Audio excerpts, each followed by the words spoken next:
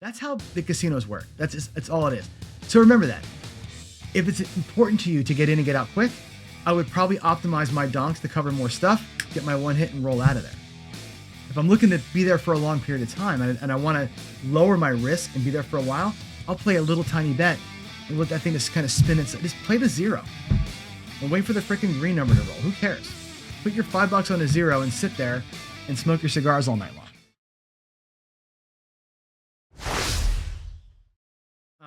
Optimizing for exposure.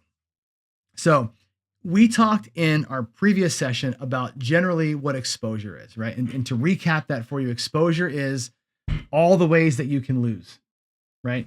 You can be exposed for too much bankroll, too much of your bank account in your rack, too much of your rack on the felt, right? Too much of your money on the felt on one number, perhaps, right? You can be exposed by the things that beat you on the tables. In roulette, if you've got one bet on one number, you have 36 or 37 ways to lose, right? In craps, you're betting on one number, you have, the 6 ways to lose, depending if you're hopping or something. You can be exposed for time, right? If your strategy takes 10, 15, 20 wins to get there, you're exposed for time. Today's a good example. In my daily paycheck show, I played the 660. We needed to get an inside hit, a full press, another inside hit, and then do it again. I had to do that twice. That's 4 minimum inside hits just to get my paycheck, right? That's asking a lot of a strategy to survive not only 4 rolls, but 4 specific hits, okay? That's exposure. Now, you got to find a way to optimize for it. And here's what I believe. I believe it's a zero-sum game. I don't believe that exposure in gambling is like financial markets in the US. Let's take the US economy. People think that there's a pie of money, that the rich have 90% of it and the poor have 10%, and that's all there is. And the money just moves around this pie. That's not the case, right? In America, there is unlimited money. Money produces money. Wealth creates wealth. And the pie expands. The percentages may be the same, but the size of the pie expands. There's unlimited money here to be made. In this world, not the casino money, but in looking at time versus bankroll versus what you get whacked by, there's only a certain amount you have to play with. You cannot make that entire pie chart green and cover everything. You can't have the perfect bankroll for the exact amount of time with no whacks. It's impossible. It's an algorithm that we can't solve. Okay. So we have to look at ways to optimize our play styles that take into account where we're exposed. Okay. So let's first talk about time. Okay. Optimizing for time. Now, I like to play a short game when I'm going, again, this is going to be me going with myself, right? If I'm doing if I'm in Vegas on a trip and I'm playing with friends at night, I do a coffee run in the morning. I'm going at 3:30, 4 o'clock in the morning, right? I want to play by myself. I want to get in. I want to get out, just like I do on my morning paycheck show, Daily Paycheck on Casino Gaming TV. Just like I do in that show, I get in, get out, 320 across, 2 hits, $150, bye-bye, right? That's what I'm looking for. You're looking for fewer wins with bigger bets and more coverage. So here's that pie, right? We have fewer wins, which means we're optimizing for time. The time slice is very small, right? Our big bets, which means our money is very big. The red piece would be money in our case, right? I'm more coverage. I have more numbers covered. I have less ways to lose. So in this case, my pie looks like 15% of my pie is the number of wins I need to get. 15% of my pie is how many ways I can lose, right? Whatever's left. 70% of my pie then is I have so much money out there, right? I can't make the whole thing green, but I can make 2 sections of it really small. Does that make sense? That's how I look at short time play. Again, look at the pie.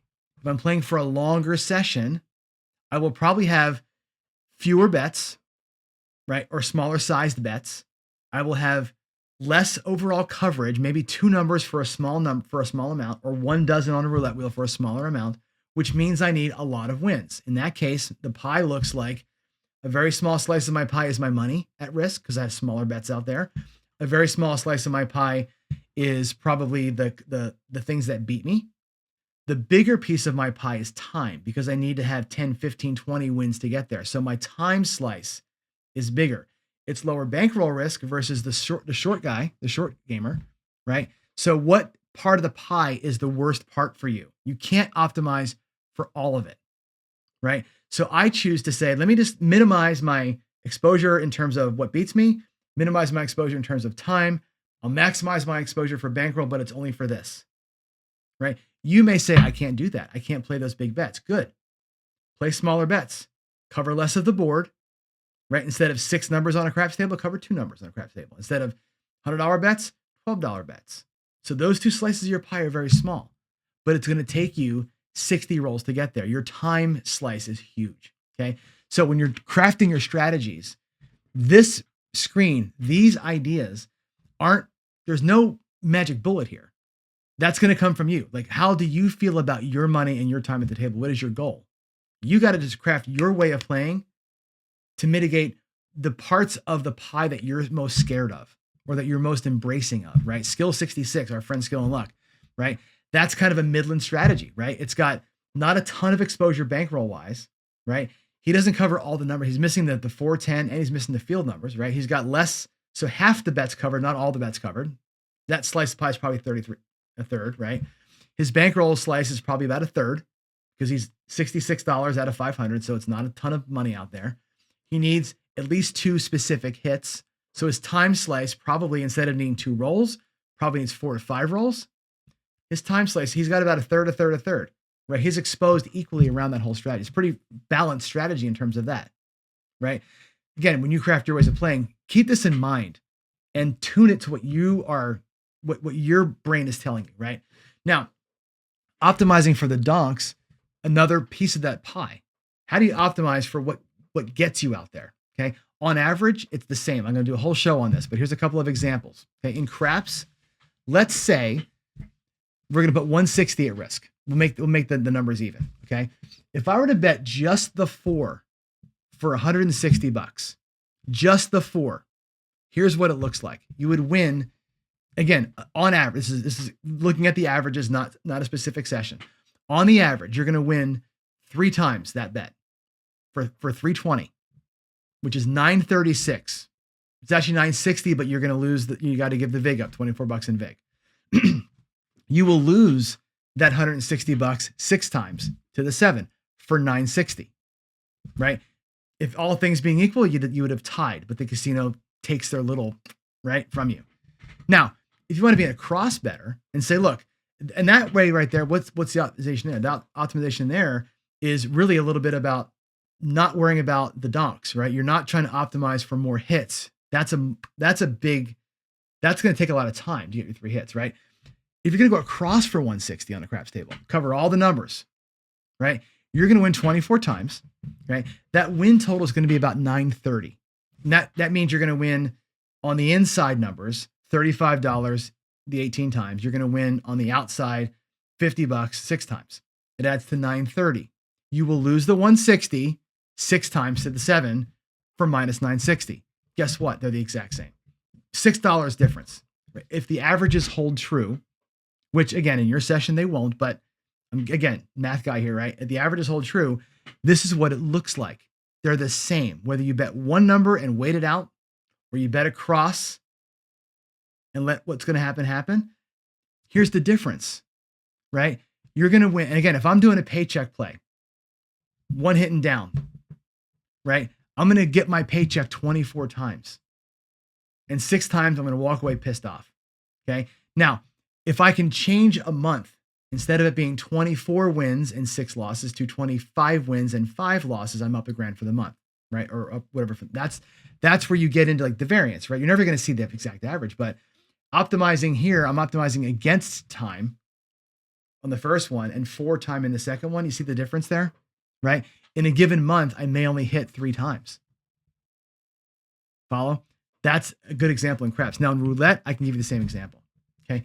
Again, on balance, it's the exact same thing. If I bet just the 9, my favorite number, my birthday, my birth month, the 9, for $5, 1 time, I'm going to win $175. Booyah, right? 37 times on average, I'm going to lose the $5 for minus 185. I'm down $10. One number, just put the number out there and get it, right? If I can win that one number before the 37th time I lose, I'm ahead of the game. Okay. Now, if I bet a dozen, which optimizes for time. I don't need to wait for 37 freaking rolls. If I'm on a dozen, I'm going to win $10 12 times, $120.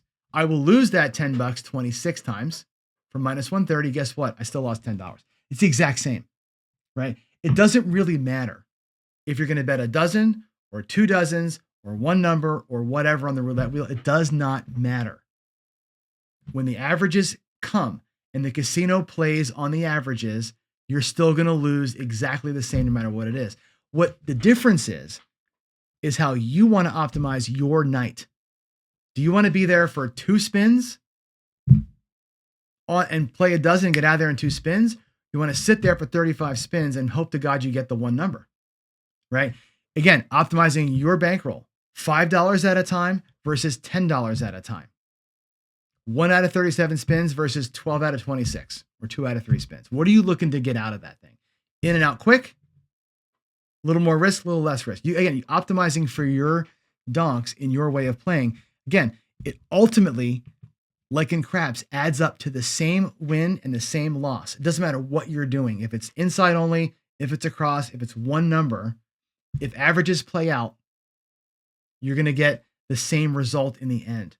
And I think a lot of folks don't realize this. I did a show a while back where I put marbles in a bag and I said, look, at the end of the day, all you're doing is saying, if I'm betting the inside, I've got 18 white marbles and I got 6 black marbles. You shake the bag up, you either get a white marble or a black marble. You win or you lose. That's all that craps is. Roulette, same thing. 37 marbles in a bag, 38 marbles in a bag, and one of them is a color that you want. That's your one number. That's how the casinos work. That's all it is. So remember that.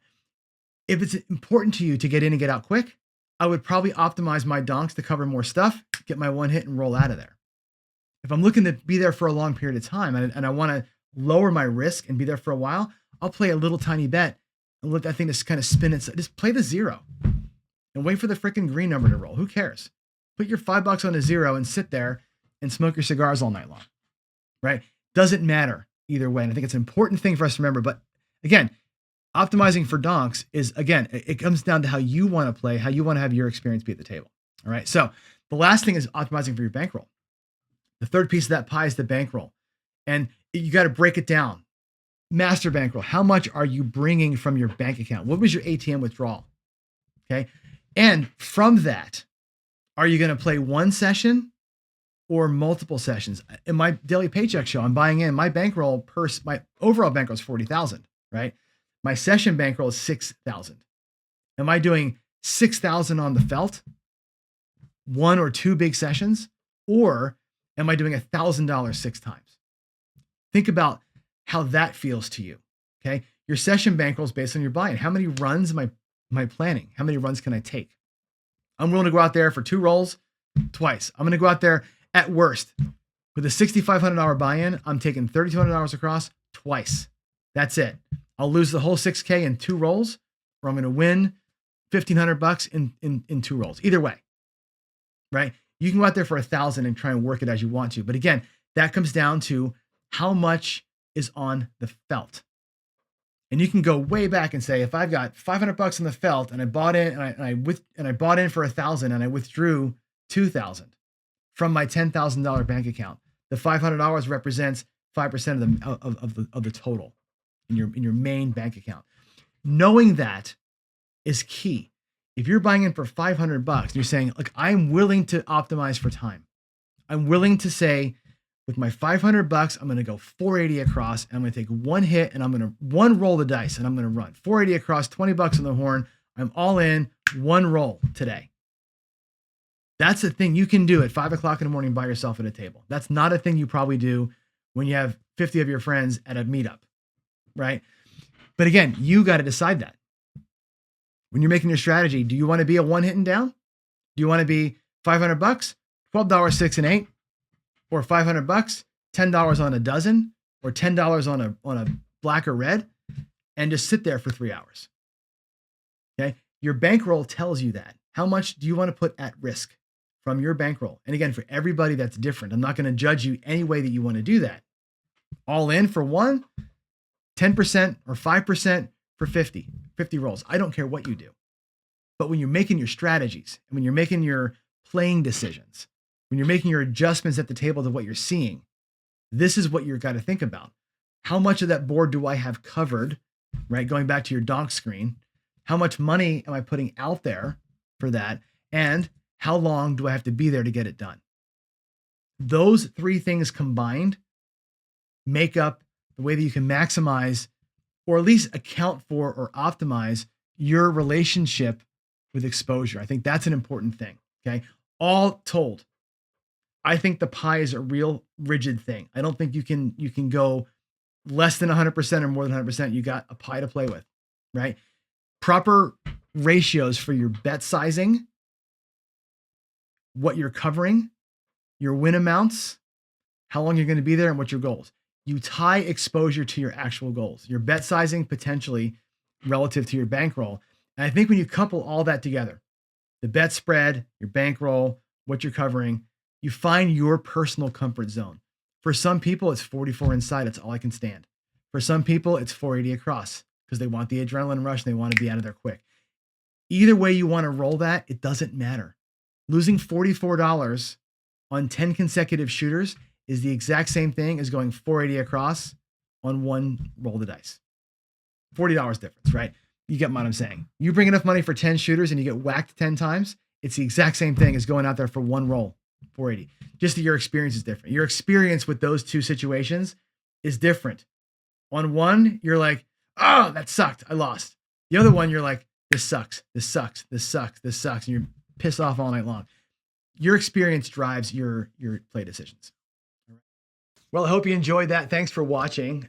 Please feel free to leave us a comment here in the comment section for the video, but really better still, join us on Discord. Go to casinogaming.tv and hit the community link in the menu there and join our Discord. That's where me, other YouTubers, and all of our subscribers hang out. We sit there and talk strategy and just BS kind of all day long. It's a great way to get connected and stay connected and kind of interact with the team. Learn about meetups and get-togethers and all that kind of stuff. So with all that said, again, thanks for watching. I really appreciate your time. God bless you, and I will see you in the next one.